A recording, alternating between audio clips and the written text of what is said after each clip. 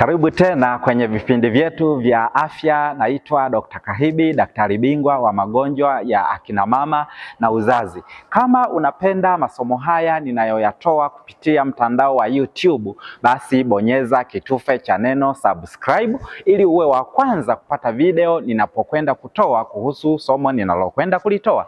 Leo tutakwenda kuangalia maada inayosema maajabu ya dawa ya metformin na namna inavyosaidia wanawake kupata watoto, wanawake wenye changamoto za ugumba. Sasa dawa ya metformin ni nini? Kwanza, kabla ya kuangalia metformin, ugumba ni moja ya changamoto kubwa kwenye jamii inayowakumba wanandoa wengi. Lakini moja ya changamoto ambazo zimegundulika kusababisha ugumba ni pamoja na matumizi ya sukari na ongezeko la sukari kwa kina mama wengi, ambayo inapelekea mayai yasitengenezwe na hatimaye mwanamke anashindwa kupata ujauzito. Sasa ili kujifunza zaidi na kama utapenda kujua ni nini namna gani dawa ya metformin imekuwa ikifanya maajabu, utanifuatilia kwenye video nitakayokwenda kutoa hivi karibuni. Usisahau kusubscribe channel yangu na kulike, kucomment, na kama una swali basi utauliza, unaweza ukajibiwa. Asante kwa kunisikiliza.